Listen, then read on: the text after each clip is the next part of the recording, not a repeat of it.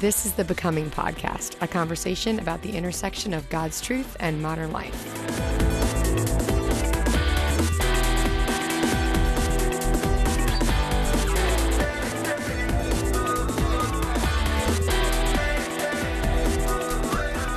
Welcome back to Becoming. I am Nicole Eunice, part of the staff here at Hope Church, joined by David P. Dwight, who I am trying to determine if he minds me interrupting him or not.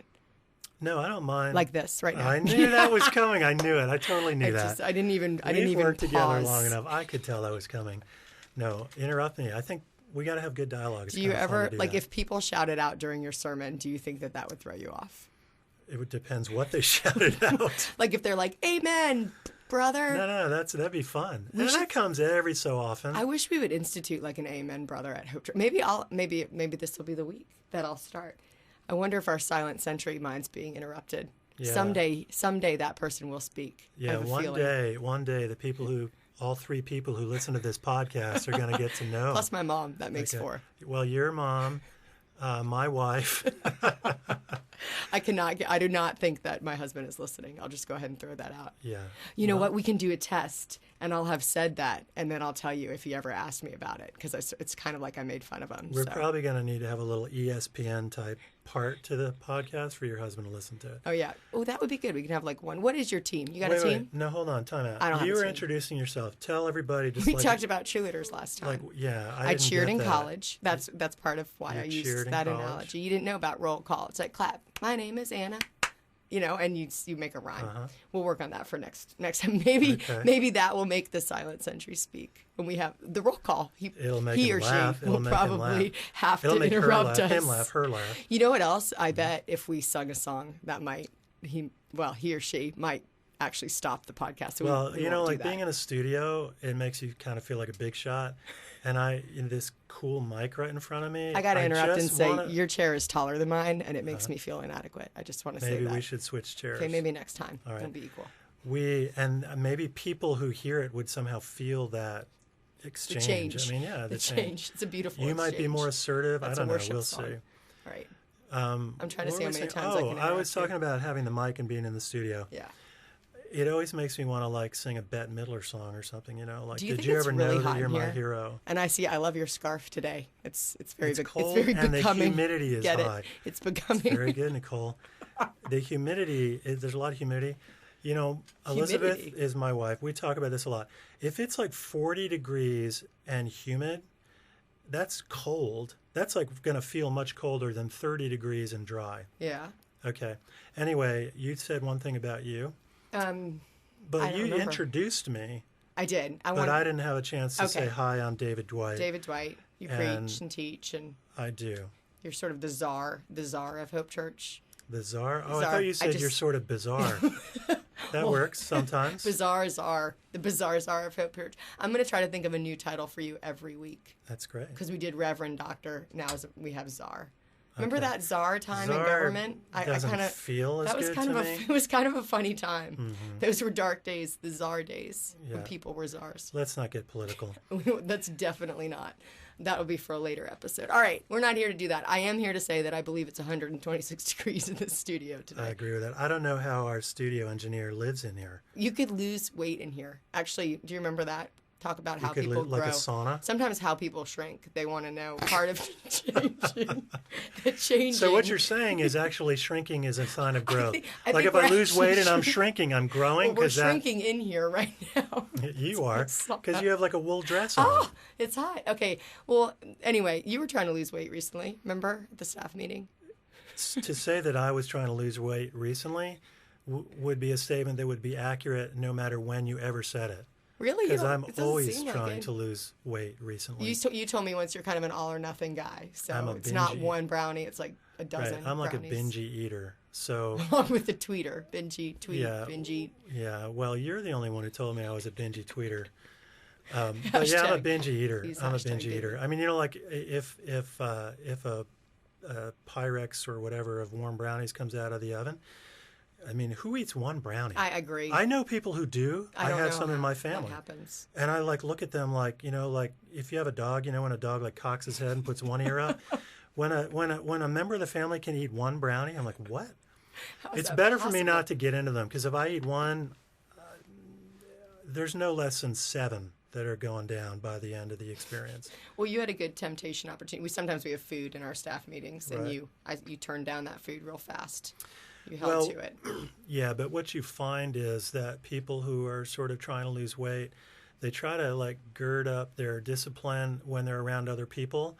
So they kind of look like they're not eating it, and everybody's like, ooh, that's so admirable. And then when everybody's gone, 7 brownies and a glass of milk, I mean, it just goes down in a hurry. You know, there was this social science So people survey. think you're really disciplined. Please interrupt. Thank you. You asked if this was an interruptible kind of thing. We are interruptible, but I'm going to actually say something interesting now. Okay. There's been a study done where they show time and time again when people are deprived of food that they want, they eat much more of it. And I actually think this is an interesting point to get to our content today about growth, because sometimes I think we need to do things to grow. We can add things. And so one of the things they'll say about eating well is start to think about what you should add to your diet instead of taking away, because the taking away sort of makes you feel deprived and you want to eat more and more. And I wonder, like, when we talk about growth, like we did in the last series session, you can go listen to that one if you want to catch up, but we were talking about the ways people grow, and I'm wondering, is there anything we can add to our lives that can help us grow, not just wait for pain to come our way and sort of take that opportunity to grow? In other words, is deprivation of some kind the only means to growth? Yeah, no, I hope not. I certainly do hope not. That wouldn't be a happy vision for life. What are some things we add to our life to help us grow? I think various practices and things that we do help us grow.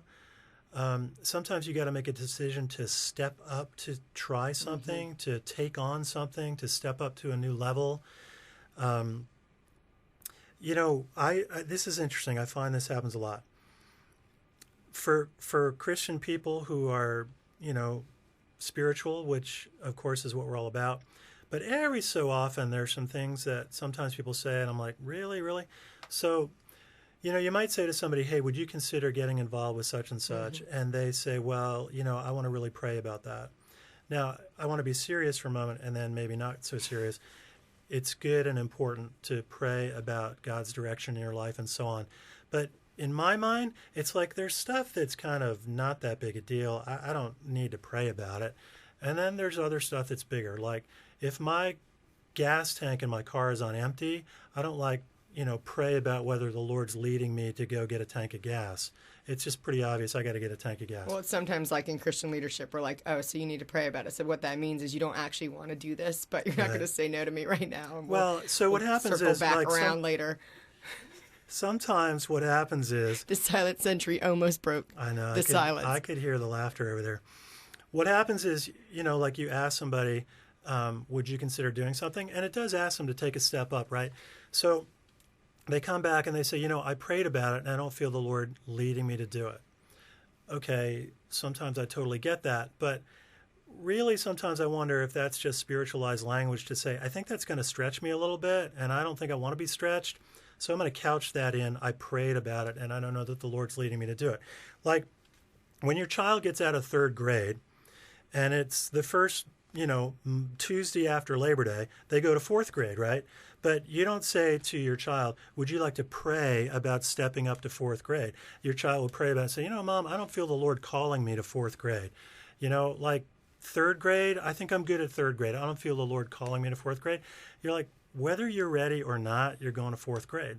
Yeah, I mean, it's an interesting analogy because when we become adults, we lose those structures that make you continue. So then it feels more like, oh, I'm the one who's in charge of this. Or I just recently had a conversation with a volunteer leader and asked her to do something. And she said, and I loved her self-awareness, she said, I really hate to do things that when I evaluate the risk, there's a chance that I'm going to fail. And so I responded with, well, I appreciate that. I'm going to humbly ask you to consider stretching. But I thought that was a really good insight that she knew about herself, that if there was an opportunity for failure or that she wasn't going to do well at it, then she was not interested. Well, of course, the idea of failure asks the question. I mean, we do have to give some thought to what's the size, scope, scale, implications of failing. But if the possibility of failing at something means we're never going to try something, then most of us are never going to try much at all. But I do think with this idea of children, you're right about the structures. When you're kids, you go through all of these steps up. You played baseball in the 8-year-old league, and it's time to move up to the 9, 10, 11-year-old league, and there's like big kids in that. And you don't like pray about, I'm not sure I feel called to play with the big kids. You just step up. And yeah, you learn, you have a couple of hard experiences, but that's how you grow. And you're right, because a lot of times when people become adults, they can control their world much more, and they actually design their life to stop growing. And that's a bad thing. Well, just think about school. One of the things with my kids, I sort of don't like it when they do everything well. I want school to be challenging enough where they sometimes don't do well, because I don't think it sets our kids up very well if everything they do perfectly. So it's interesting that in school, I'm looking for them to, in some ways, like fail, because I want them to experience the growth that comes from needing to work hard. You're looking for them to be challenged. Right. So I think what you're saying is you don't want everything for them to just be easy. And I do think that this is a really important question with growth, particularly when we become adults. Many of us have been sort of taught to try to arrange our lives so that they're comfortable and easy. Okay, the challenge is lives that for the long haul are comfortable and easy often do not become lives where we're really growing. So sometimes when I've taught before, I've asked this question, and in our sort of culture, it makes people think, what? I don't get the question, because it's kind of like an oxymoron. So here's the question. Would you rather have a harder, better life or an easier, worse life? Right? And most people hear that and they're like, what? Say that again? I will take better and easier, please. Is that exactly? C? Because in our culture, the unspoken message is what you're supposed to get is ease and comfort means better. Like we use the term the good life. Right. And that's easy and comfortable. But it is possible to live an easy but worse life. And so the question, would you rather have a harder, better life or an easier, worse life? That's kind of thought-provoking, and hopefully people kind of really give that some thought, because most of the time, being challenged and having to step up to challenges, this is where we grow. Well, it's interesting, too. It's an overused thought, but just, when people study the lives or are interested in the lives of really rich people or really privileged wealthy, people. Financially wealthy? Wealthy, well-off people, oftentimes they seem real when's the last time you read about someone who was like full of wealth, who was free and easy about their life and seemed really content and peaceful? It doesn't seem like it brings that about, which is interesting. I think that's onto a whole other topic, That'll which is be another huge, episode. Which is, wealth, and how do you make peace with wealth?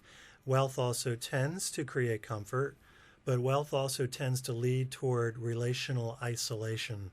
Yes, so thank you. That's a little tagline for like our next episode. Some other episode, we'll pull that one up. Well, you said, and I think it's interesting, I often think sometimes people feel like the hard work of life is to endure. So maybe they're in a job they don't love, and so they're looking for comfort outside of that endurance feeling or escape.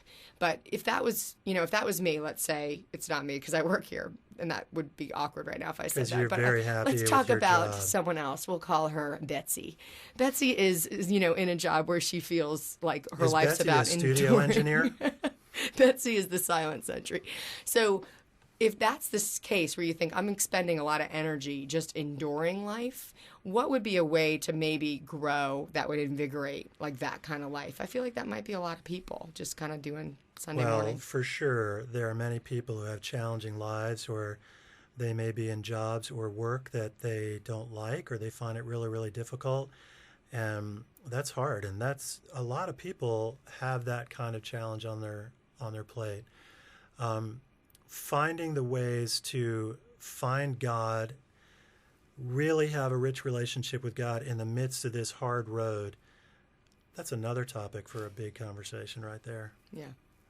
All right. Well, I think we're out of time for today. So my question for the end of our episode is think about what you're looking forward to this year and think about if any of those are opportunities for growth. And if not, maybe consider adding one of those. You're asking me that, or you're asking yes, people who might I want listen? you to add one of those to your plate, but also everyone who's listening. I'm thinking about it. I'm definitely thinking about what that might be. So we want my wife to think about that. And who is it Your that wife, you said was listening? my mom, and not my husband. I will tell him later. Okay. All right. Talk to you next week.